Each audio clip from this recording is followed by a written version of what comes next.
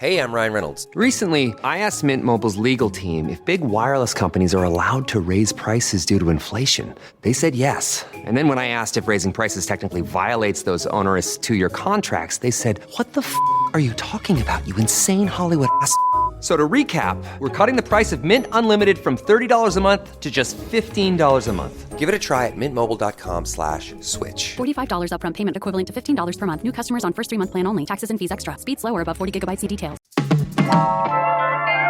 Next week, Donald Trump will be sworn in as our 47th president. So how will all his campaign promises shake out? And what will a Trump presidency mean for Las Vegas? Today on CityCast Las Vegas, I talk with Gabby Birenbaum. She's the Nevada Independent's Washington correspondent, and she's helping us decipher the blueprints of Trump Part 2 and what changes we can expect in Las Vegas, from grocery prices to high-speed rail. Oh, and stick around after the interview because contributor Kim Foster sat down with Dr. Dempsey from Juve MD to discuss how she's dedicating her medical practice to helping women navigate the life-changing effects of menopause. It's Monday, January 13th. I'm Dayvid Figler, and here's what Las Vegas is talking about.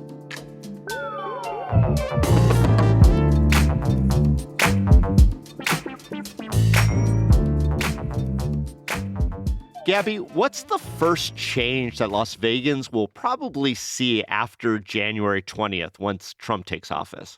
Well, I think that's something that all presidents get frustrated by is, right, you campaign on this whole bevy of promises and you come in on January 21st, 20th, you snap your fingers, nothing happens, right? So we are going to see a bunch of executive orders from him on day one, I would assume. But the area in which I think he's going to have the most jurisdiction to make an impact on Las Vegas, I don't know if quickly is the right word, but he's certainly going to try to escalate things, is on that mass deportation promise, right? Las Vegas has, by percent, I think the highest percentage of undocumented folks in the workforce. This is a local economy that really, is powered in some ways by undocumented immigrants. And so obviously, right, he can't just sign a piece of paper and then all of a sudden, ICE is empowered to or has the resources to deport everybody in this country without authorization. But he's going to try to divert more resources to that effort. We've already seen Governor Lombardo express openness to using the National Guard, for example, to help him. Nevada having, a Republican governor does matter in this case. And so I think that's something where they're going to want to make, not just, I think, make policy changes, but make sort of a public show of it. And so I think some sort of high profile law enforcement efforts in the beginning as they try to ramp up capacity to really undergo a mass deportation is what we might see. And in a place like Las Vegas, we might see it given the population of undocumented folks. Yeah, and it seems like the House of Representatives have already begun paving the on-ramp for that type of executive order action. We talked about this on the CityCast podcast with Professor Michael Kagan of the Boyd School of Law here at UNLV. And he said that the implications, if it does move forward, will really hit every kind of sector, not just the workforce, but, kids and their schoolmates and people who have been here for such a long time. That Nevada delegation of Democrats said it's okay to start looking at people who have committed the most minor, not even convicted of, but accused of or arrested for committing the most minor things like shoplifting. Yeah, and the bill you're referring to, the Lake and Riley Act, which is coming to the Senate. It was voted on in the House, supported by Mark Amodei, obviously, but also Susie Lee, Dina Titus, and Stephen Horsford, right? I think that just sort of shows the new dynamic we're seeing among Democrats in swing states like Nevada, right? Where you have this sort of two things going on at the same time.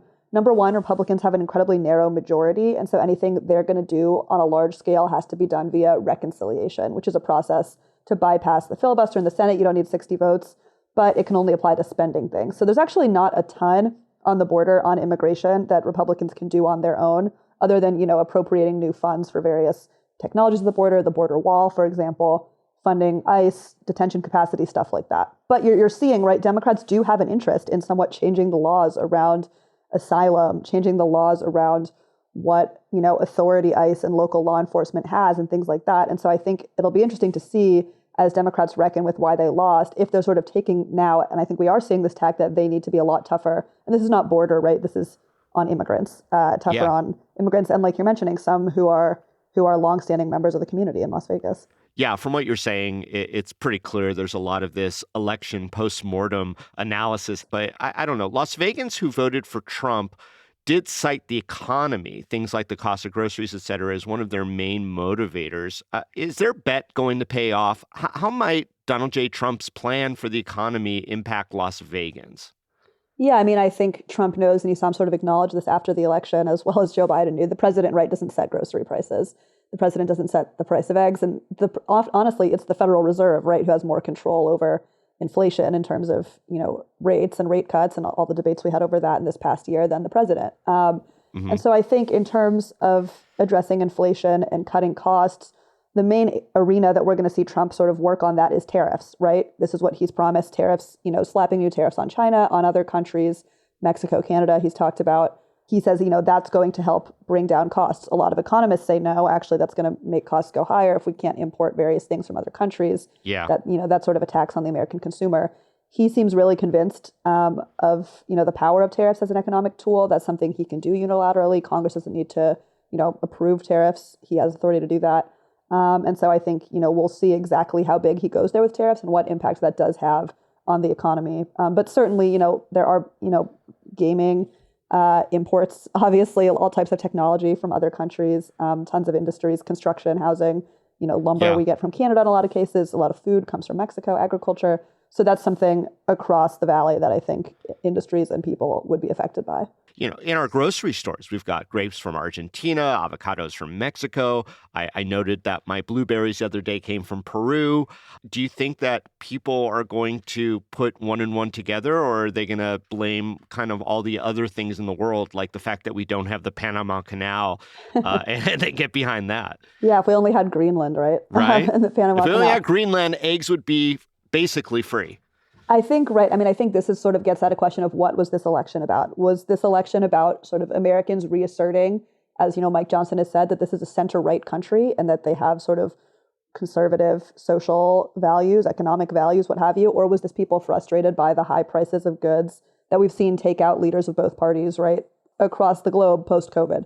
And so I think as, we proceed into the Trump 2.0 economy, if there's differences from Trump 1.0, if people feel like prices are not coming down, what have you, I think we'll get an answer, right, in the next several elections as to what this 2024 election was about and what it meant. One of the big ones on the economy that seemed to resonate in our community was this whole idea of no taxes on tips. Mm-hmm. Was that just an empty promise, or do you see any movement towards that sort of structuring happen where our tipped workers will get some manner of break? Yeah, it's interesting. I mean, we're going to see. He's talked about it post-election. He said, this is something we're going to do. That has to be done legislatively, right? And so we know Republicans are going to work on a large tax bill primarily to extend the Trump tax cuts of 2017, right? His signature legislative achievement from that first term. He's talked about wanting to include no tax on tips. There are members of Congress who feel really passionately about this. And there are Democrats who are interested in it, including, all of the ones from Nevada who are interested. Typically, Stephen Horsford talks about this, Dina Titus, coupling it with a minimum wage increase, for example, like the state of Nevada has, where they don't have that sub-minimum wage for tipped workers. So we'll see. Like I said, Republicans have a really, really narrow majority. It's going to be really hard to do, whatever they do on tax. If they, as much as there are backers for this idea to cut tax on tips, that does create a large hole in the deficit, right? That's deficit negative. You're going to have fiscal hawks who are against that. If, they were to take it out of the package, you're going to have people who feel uncomfortable, including potentially Trump himself, because they ran on this idea. But Trump himself does have a ton of political capital, right, within House Republicans, certainly Senate Republicans. And so if he wants it done, I have to imagine they're going to try to put that into the final tax package. So I want to take that pin out of what I put the pin in with housing. Yeah. The lack of affordable housing has long plagued Southern Nevada. One of the Trump proposals that Governor Lombardo was really pushing, and a lot of, it seems, the Democratic caucuses as well, is opening up BLM lands for, quote unquote, more construction. But these tariffs, I mean, are they going to make any construction pencil out if, like, Canadian lumber increases in cost by 25%. Yeah, I actually kind of had this conversation with Mark Amodei, of all people. We were talking about housing, and he's of all right, people. I mean, this of is all your people, beat. my You beat. talk You're to right, our but, representatives. You Come know, on. this is the one Republican from Nevada, and obviously both parties are interested in acquiring more federal land. But he was, one of the first ones to bring up to me, look, land is important, and Susie Lee brought this up to me too. There's a lot of agreement, particularly among realtors, that there needs to be more land for housing in Southern Nevada in particular. But that's just one piece of the equation, right? Like we're talking about, construction costs are high. They could get higher with tariffs. Labor costs are high. You have to think about water, sewer, all these utilities. Water, obviously a big one in Southern Nevada. Are these lands that they're looking at accessible to transportation? Do you have to build new roads? There's all types of questions. And so considering that a lot of affordable housing projects don't pencil out anyway, often for developers, you need significant financing cobbled together from various federal streams, from various sort of nonprofits, banks, what have you. I think land is an important piece of the equation, and it's, one that it's important for members of Congress in particular to focus on because that's what they can control, right? It's federal land. However, that is, even if we opened up, tons of land in the middle of the state, that doesn't mean people want to move there, or that it pencils out to build where there is no development. And of course, it would be the cost of maintaining that, where now the federal government does that, whether it be the BLM or forestry or whatever. So we might get really stuck with the boondoggle. We get all this land and we can't afford to build anything on it if some of these tariffs come down the way that economists want to. Do you think that, Southern Nevadans will take that out on the Trump administration, or do you think they're pretty good at deflecting? That's an open question, right? We'll save that for 2026 and save that for all the politicians, right? That'll Fair. See how they do it. But yeah, I mean, I think if he goes ahead with these tariffs, and there's ones that impact, right, business communities, solar, for example, huge industry in Nevada that benefits from this sort of tariff pause because so many solar parts are made in China and are made in Southeast Asia. We don't really have that industry yet in the U.S. Parts manufacturing. It's not sort of a grown industry. It's pretty in its infancy. That's on the business side. Obviously, we talked about food. If there's tariffs on Canada and Mexico, and all types of countries, people are going to feel that at the grocery store, one would think. And so I think we'll see just how far he pushes it. From what I read, he does sort of respect the stock market. That's like the institution that he really puts stock in, no pun intended. And so, how a stock response might occur to his tariffs might, affect him. I think a lot of it is an open question. And that might be, honestly, if he moves forward with tariffs quickly, that might be something that Las Vegans feel even before the mass deportation sort of infrastructure goes into effect.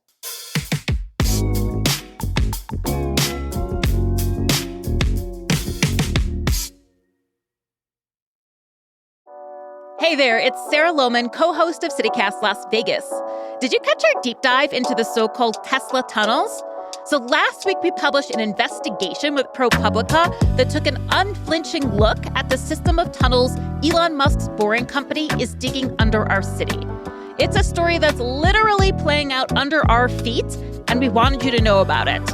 When you become a CityCast Las Vegas member, you support the work that makes stories like this one possible. If you enjoy this podcast and want us to keep asking the hard questions, become a member today. For $8 a month or $80 a year, you'll support journalism that holds the powerful accountable. Visit membership.citycast.fm/Las Vegas to join right now. That's membership.citycast.fm/Las Vegas. And don't forget to read our investigation into the Boring Company on the CityCast Las Vegas website. This episode is brought to you by LifeLock. The new year brings new health goals and wealth goals. Protecting your identity is an important step. LifeLock monitors millions of data points per second. If your identity is stolen, LifeLock's restoration specialist will fix it, guaranteed or your money back. Resolve to make identity health and wealth part of your New Year's goals with LifeLock.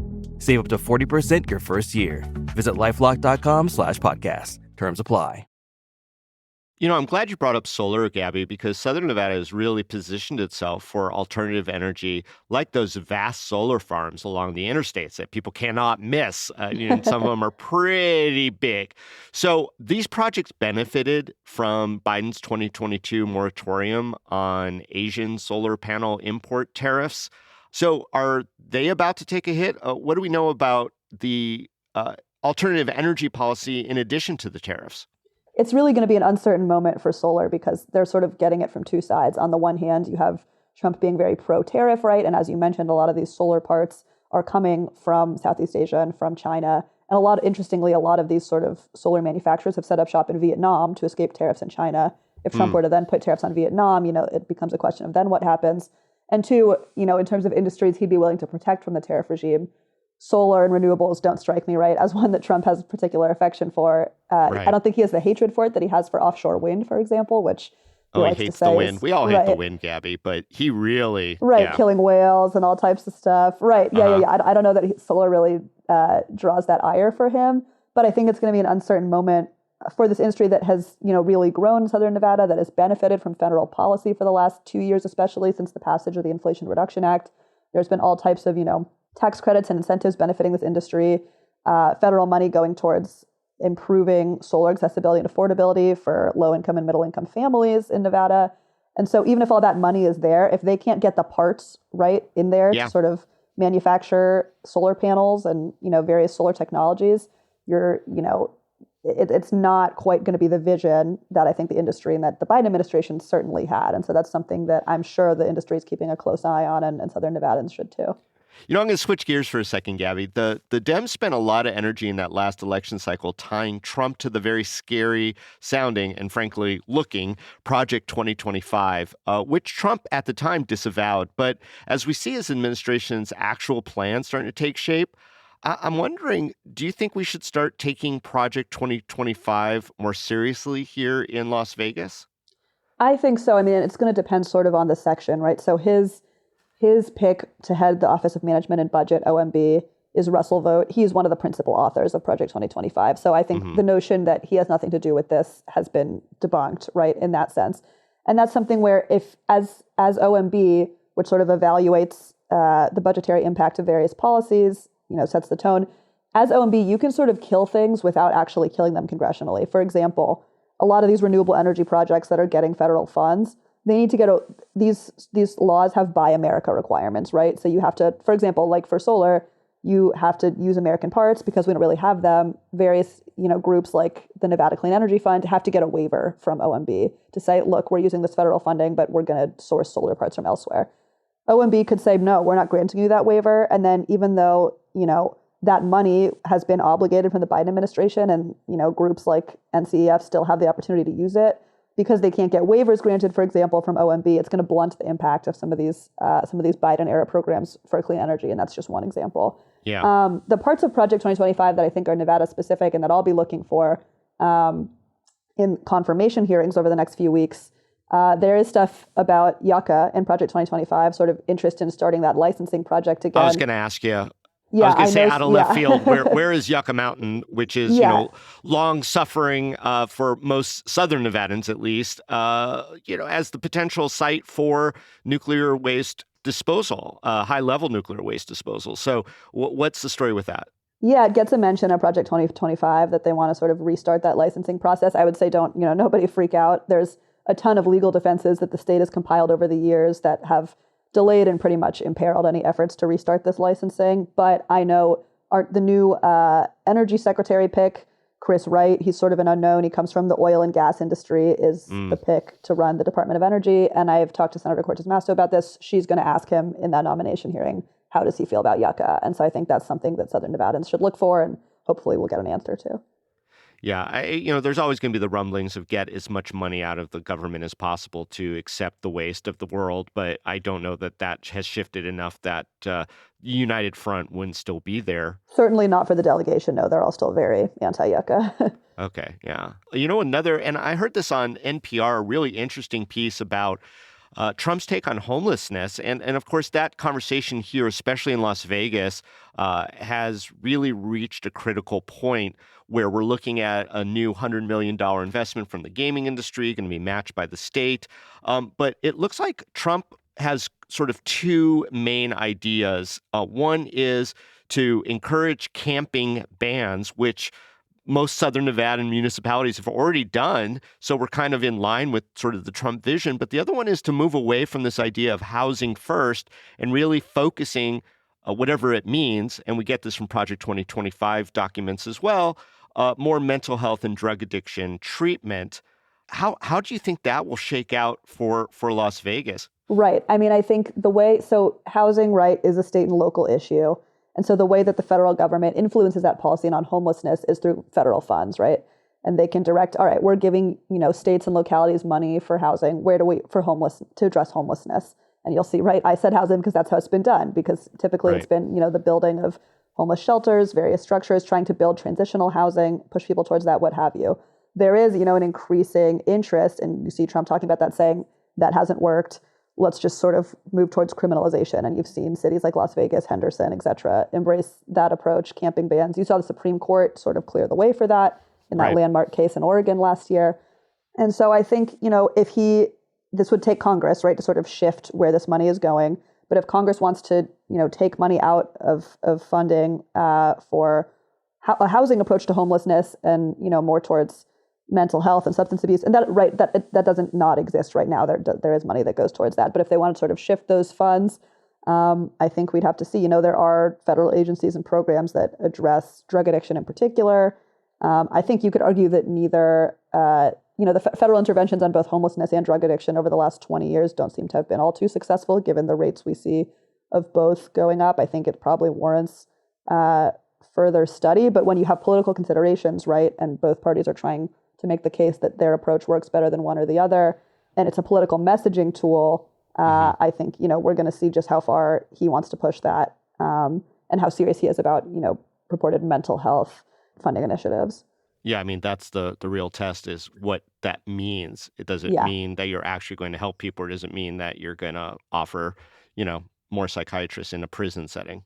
Right. And are those, does that go towards existing programs, towards, SAMHSA, which I don't remember what the acronym stands for, but is sort of the federal agency that deals with drug and drug addiction? Does that mean creating new programs? Is that shifting money right towards a more prison-oriented approach? Towards DHS, perhaps. And so we'll see. And I think their first budget will tell us a lot about that. All right, let's shift gears again, and maybe this time it'll be an electric vehicle. Elon Musk has been touted as the head of the Department of Government Efficiency, actually a co-head, because, that department needs two people. That's so efficient. He did come out on X seemingly bagging on the cost and utility of high-speed rail in California. There's been no mention of Brightline yet. But, that Brightline project linking Las Vegas to Southern California, do you think that they're nervous about the Trump administration's take on this project?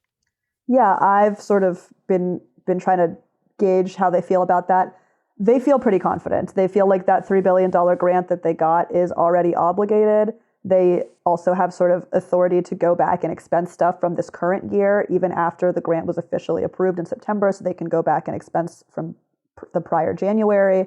Look, if Trump wants to make it difficult, he can. There's ways that they can, sort of play with the various requirements that Brightline has to sort of change exactly how much money they're able to take out of that grant fund, or, say, oh, well, you didn't meet X, ironically, bureaucratic requirement typically passed by Democrats or not to get it. How it works is that because the government is expected to fund 25% of the overall Brightline cost, for every expense they incur, they can then sort of expense 25% of it to the federal government. So that's how that works. They're feeling decent about it. I think it's interesting because Trump himself, if you hear him talk about high-speed train, is actually sort of reverent of the bullet trains in Japan and wonders why we don't have that. At the same time, in his first term, you had budgets that are more standard Republican budgets that cut funding to the California high-speed rail project in particular, which has been, not exactly the poster child for efficient anything really, but especially building and construction and permitting and what have you. A bit of an easy thing to pile on. But so I think we'll see. The fact that Brightline is this private company, it's a public-private partnership. So far, it has escaped the wrath of Elon Musk. But we'll see. I could very easily see that becoming some sort of flashpoint. But again, the Brightline people do feel pretty good about moving forward. Well, Gabby Birenbaum of the Nevada Independent, thanks so much for your insights. And we're looking forward to your coverage as the Trump administration takes hold. Thank you, David. Yeah, always a pleasure to come on and hang out with you. And now, please enjoy this fascinating conversation with CityCast contributor Kim Foster and Dr. Dempsey from JuveMD about her trailblazing medical practice for women managing menopause. Hi, this is Kim Foster again, and welcome back to part 2 of our sit down where we are really talking about menopause, how it impacts women, and how you can get some relief. We are with Dr. Andrea Dempsey from Juve MD, located in Summerlin. You can check her out at juvemd.com. And we are going to start this conversation talking about the thyroid. Dr. Dempsey, thank you so much for joining me. Hi, Kim. Thanks for having me back. Pleasure to be here. Can you talk a little bit about the thyroid and, how it's going to impact menopause and those kinds of things? Definitely. So it's a central, controller of our body. And even when I went to med school, we learned that thyroid stimulating hormone was adequate to look at the way that it was stimulating our thyroid to make enough of this T4 and T3 that would then carry us through the rest of our life. If we were low thyroid, then we only had to look at this one measure when replacing it. And somewhere along the line, many years ago, I started to research with another endocrinologist, and I've read a lot of his research, Dr. Antonio Bianco. He wrote a book, Rethinking Hypothyroidism, about the importance of actually looking at T3 and managing T3 because menopause, weight loss, stress, all of these things affect our ability to convert from T4 to T3 in our body. And to only think that we're going to get out of this phase, similar to we're not going to get out of menopause, we're just not going to replace our thyroid hormone adequately, necessarily, by ourselves. So I've always entertained the idea of putting T3 into the mix because just treating hormone replacement therapy like the estrogen, testosterone, progesterone doesn't always lead to the success stories. And when I went to this conference in Texas, that's exactly what they put together as their kind of happiness to the equation, was that women will eventually kind of like flatline. And if they looked at their thyroid, they're like, oh my gosh, it looks like their thyroid is the one missing link.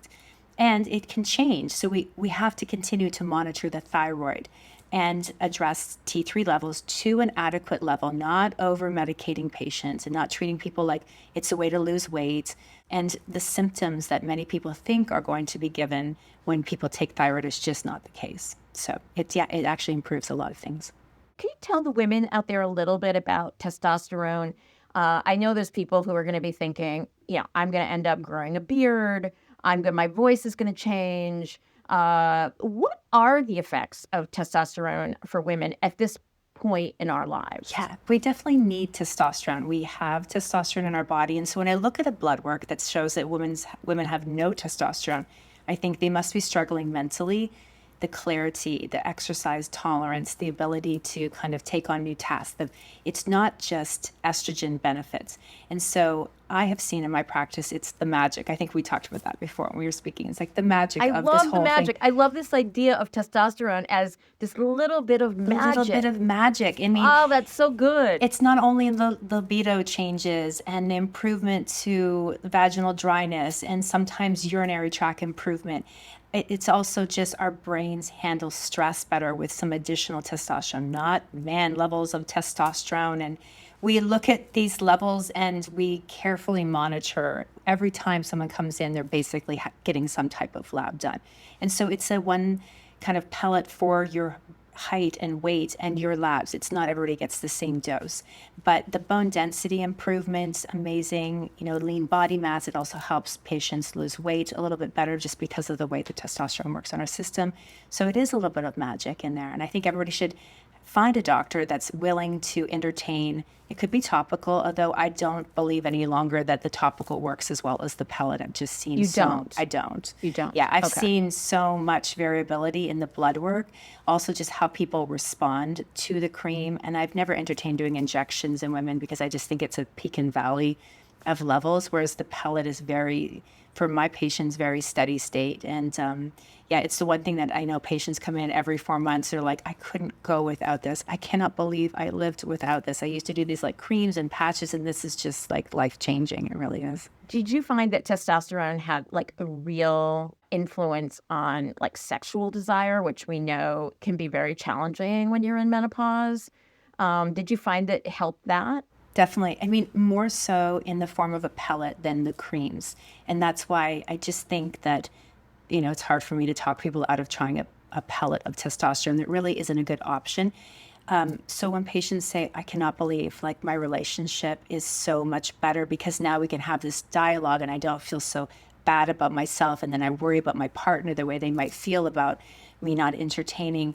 My libido is so low, and then I'm tired all the time. And so, yes, I feel like I fixed a lot of relationships. I say that because I hear it all the time. They're like, I love it. I can't believe it at any age, like a 65-year-old woman. It's like it. Yes. So, and I also do hormone replacement for men in the form of pellets. So I feel like it's important to talk about the sexual side effects and the sexual benefits of hormone replacement therapy. And it's definitely part of our dialogue in our office with our patients. Can you talk to the women who are in perimenopause and menopause who are struggling right now? Give them the next steps. So next step is you're not alone. It's not just a phase you're going to have to get through. Yes, it could be a change of job or relationship. So there are stressors, but there is a doctor out there that will listen to you. And although there might be some options for some other prescription medication, at least ordering your blood work, at least entertaining that this isn't something you might just have to pass through and struggle. And if you could find a support group, I know now on my socials, it's all over with menopausal discussions and perimenopause.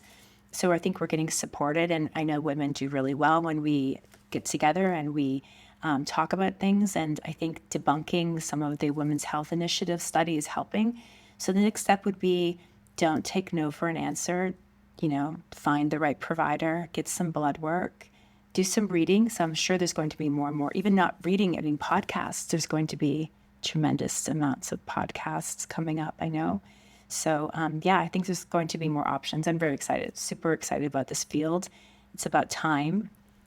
Yes. Dr. Andrea Dempsey, thank you so much for joining us today on CityCast. Everybody check out Juve MD, located in Summerlin. And to all the folks listening in the audience, you can go and check out Dr. Dempsey's site at juvemd.com for more information and make an appointment to see her. Thanks so much for joining us. Thank you.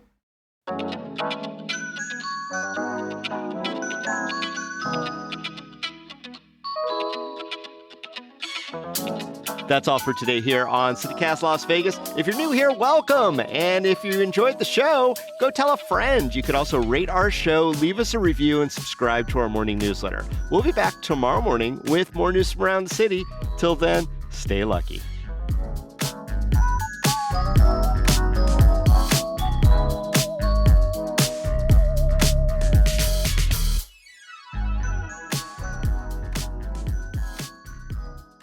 Bros before politicos, right? There you go. That was the Laxalt DeSantis approach. And I don't know how well it's working out for him, but